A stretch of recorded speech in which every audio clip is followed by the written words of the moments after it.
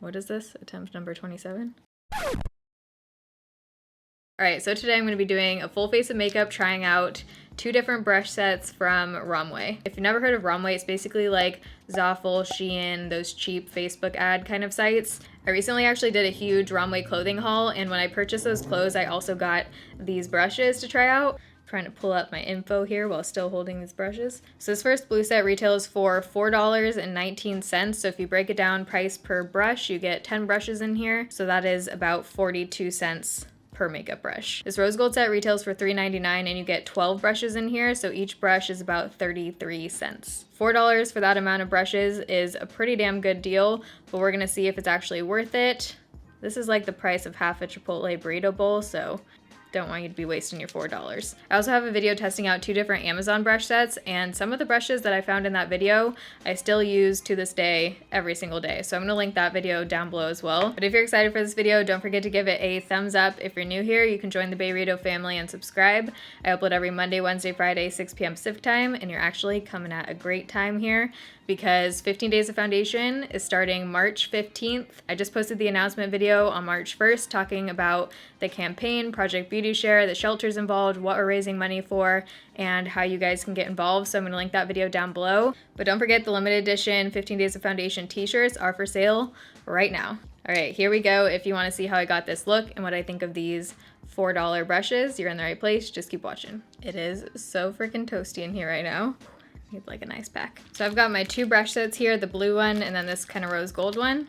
I'm just gonna take the 5,000 pieces of plastic off just so you guys don't hear it. So let's first go through this blue set. This is one where you get 10 brushes. It looks like there's about 5 face brushes, and then they give you 5 kind of smaller eye brushes or highlight, whatever we end up using them for. The face brushes are pretty small. If you look at this kind of flat kabuki compared to the Sigma F80, you can see how much smaller this one is. The handle length on these is very small. They're kind of like mini brushes, which could be nice to travel with. Same on the other set too. The handles are pretty short. And then you get these 5 smaller brushes. In the rose gold set, you get 12 brushes. I wanted to get this one because it looked like there was a good kind of assortment for eye brushes, and a couple of them I think we can use in different ways. As far as just holding these 2 in my hand, this one definitely has a little bit more weight to it, feels a little bit more sturdy. These feel pretty plasticky and cheap. So we're gonna do a full face test in these 2 brush sets out. I'm gonna try and use every brush or most brushes in some way. I did already wash, moisturize, and prep to my skin, just use the Hangover 3-in-1. I'm out of this thing. I'm gonna give this foundation a shake. I wanna try this again. This is the Revlon Color Stay Normal to Dry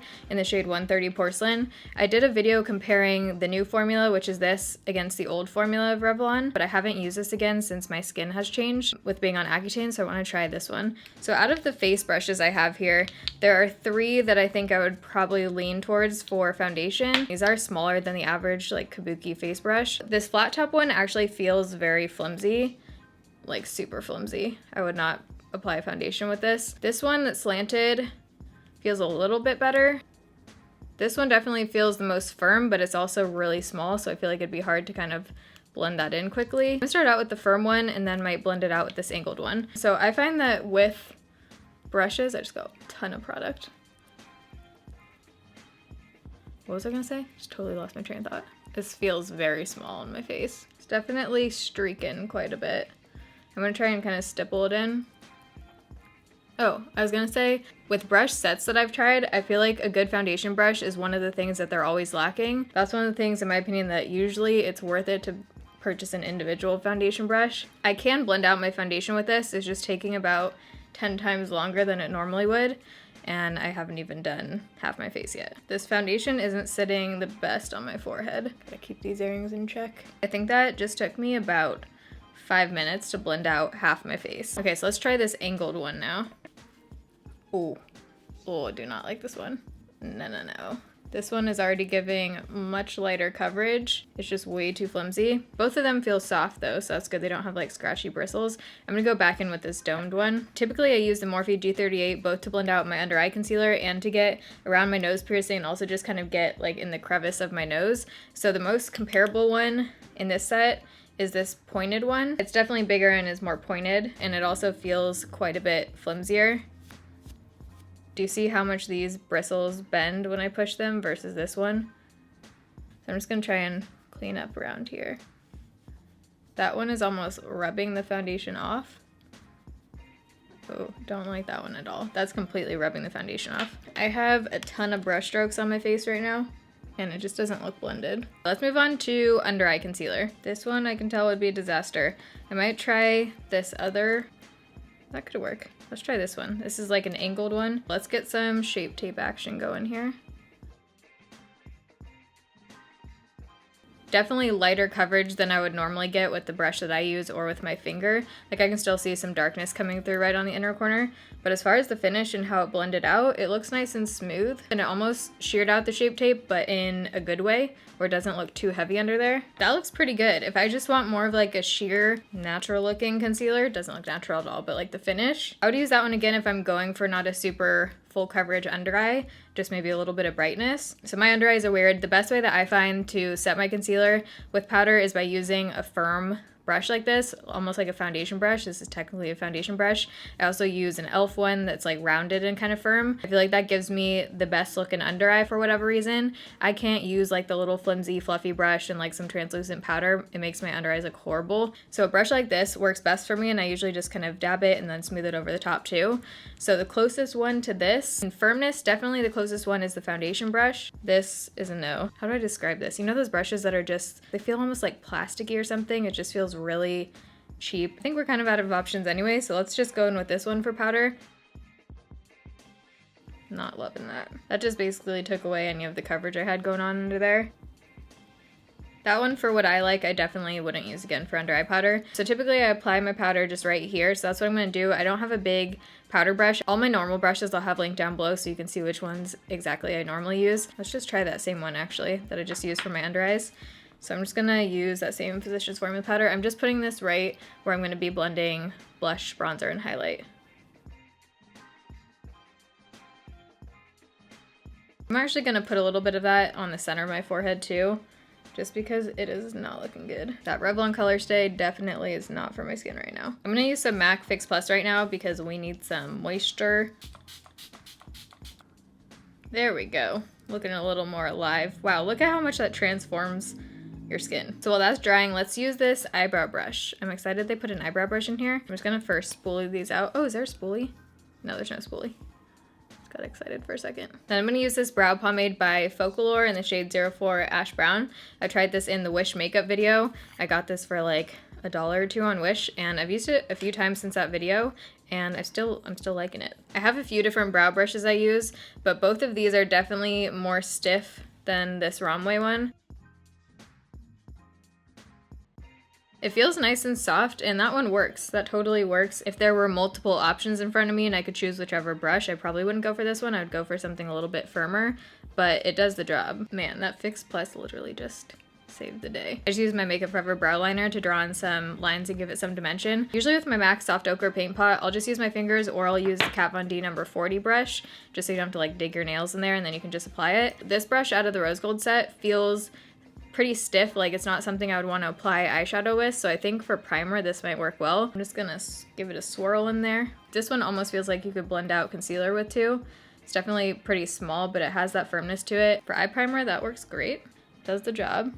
So before I go in for eyeshadow, let's do some quick blush, bronzer, highlight. I'm gonna use my Physicians Formula bronzer, butter bronzer, because this is pretty much impossible to not blend out. If we can't blend this thing out, we can't blend anything out. I'm gonna use that same one that I used to set my under eyes and face.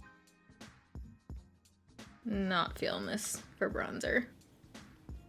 I'm gonna go back in with that Physicians Formula powder to blend it out and tone it down. I'm just grabbing powder and blending it right on top. That rescued it. Oh shit. Wow, good job, Jouer. Stayed in one piece. I want a little peachy cheek, so I'm gonna take the Adore Blush Duo. Let's try the flimsier one for this. So this is the really flimsy flat top. I'm just gonna actually mix these two shades a little bit. These blushes are so pretty. Okay, that works. Again, to blend that out a little bit more, I'm gonna go in with that same powder again. Go right over top, just to fuse those edges out. Ooh, that's a good word, fuse. Let's go in for a little highlight. I'm looking at the options in the blue set. This one looks angled, quite flimsy. Oh, that one might be good. This one's a flat top. Nah. So I'm gonna take the biggest angled one for a face highlight. This MAC highlight palette will give you like the strobe highlight kind of look. I'm gonna take the lightest shade in this palette. Check that out.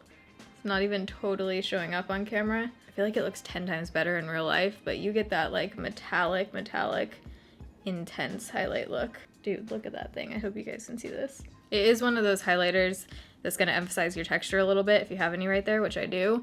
I have a whole video on highlighters that don't emphasize your texture, and I actually have like a handful of new ones that I would add to that video. Maybe I'll do an updated one of those.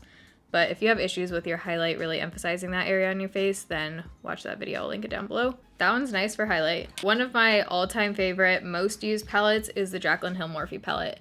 It's a great friggin' eyeshadow palette. Whenever I do a look with this, I just like how my eyeshadow turns out. I feel like it's pretty hard to mess up. So I feel like this will be a good palette to test out new brushes with. Mine is a little bit messy right now. I took it traveling and one of the shades kind of broke, this deep green. So here's kind of our options as far as crease blending brushes. Which one do I want to go with? There's not like a big fluffy kind of brush, which I normally start out with. This one might be the closest. Ooh, I don't like this. Has that plasticky feel again with the bristles. What I was talking about with this thing, where it just feels like powder flies up. Okay, let's start out with this flimsy one for the crease. If I lift up this palette every time, the green eyeshadow is gonna fall over, but I'm going with the third over shade, that tan shade, third from the left. Whenever I use this palette, this is usually with the shade that I start out with. MAC Paint Pot is definitely hands down my favorite base to use this palette with, slash any eyeshadow palettes with, but especially this one. I've tried different bases with it, and the MAC one definitely is magical with that. These handles are very small, like my hand is at the very end of here, which again, I would totally don't mind for traveling and stuff, but just as your everyday brushes, you might get some hand cramps going. It has way longer and flimsier bristles than I like. This is the brush I would usually use for this, and you can just see the difference. So now I want something a little bit firmer so I can kind of build some brown into the crease. These white ones, I'm not digging the way these feel. This would be a good like cut crease one. It's super pointy and stiff. This one has a little bit of an angle to it, a little bit of a dome. I'm gonna take the shade right below the one I just used, so 3 over 1 down. I feel like I'm playing a, what was that game? Battleship? Whoa, I went through a major Battleship phase as a kid. I'm gonna put this into the crease. I love this shade. I'm gonna go back in with the blending brush and blend out those edges. This one is just so friggin' flimsy. So as a lid shade, I'm gonna use the shimmery white light champagne color. Usually for my lid shade, I'll use a brush like this to kind of place it exactly where I want it, but then to really get the pigment and the pop, I'll go in with my finger and just put it right on top, or I'll wet the brush and go back in with it. This feels like a nice, even like concealer brush where you could clean up your brows, or as an all over lid shade. There's also this one, which is a little bit bigger. I'm not feeling these white bristles at all. I'm gonna go with that first shade in the palette. There's something about this rose gold set that just feels so not cheap, it just doesn't feel good to use. They're like 30-cent brushes, so I'm not expecting them to feel like Sigma or anything, but it just doesn't feel the best going on. Just for the sake of really trying these brushes, instead of using my finger right now, I'm gonna go in and wet the brush with that same shade. So I'm just using MAC Fix Plus again, and I have the coconut shade, and it literally smells, scent, and it literally smells like heaven. What just happened? I'm gonna go in with this blending brush now that we haven't used yet. I'm gonna use 6 over and 3 down. I'm just kind of placing that in my outer V and then blending it into that white. All right, I like that brush. I'm gonna go back in with the shadow brush and just clean up the line right at the front here. There's not a total flat edge brush in the set, but there's an angled brush like this that I'm gonna use for the lower lash line. So I'm gonna go in with my favorite brown shade in this palette. Well, I have 2. Well, I have like 10. But my 2 top dark browns are both on the bottom row, 6 over bottom row, and then 1 up from that. This is a little bit thicker than I like for the lower lash line. I do not like this brush. Look at how thick that line just got. Okay, I'm gonna try and blend this out. There is this little brush, but it's super firm, but let's try it.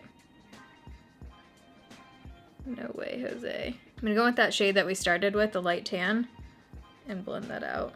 Trying to diffuse this, but this brush is so stiff, but it's the only small enough one.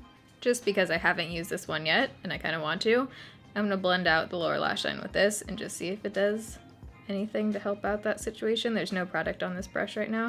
I'm gonna use this one for my inner corner. So now I'm going in with the second overlighted shade, which is also a beautiful face highlight. And I might wet my brush with this one again, we'll see. I usually use my finger for this because you get a major pop with this shade with your finger. There we go. I'm also gonna put just a dab of that first shade with my finger, and then I'm gonna blend those together again. I'm gonna add a little bit more dimension into the crease with a darker shade. I'm gonna use this brush to place it because I do want it right above that white, and then I'm going to blend it out with a different one. But now I'm going to go in with, let's do the brown right above the black. I'm just going to place it on there and then blend it out afterwards. I'm going to go in with the same one I used to blend, just to blend out those edges.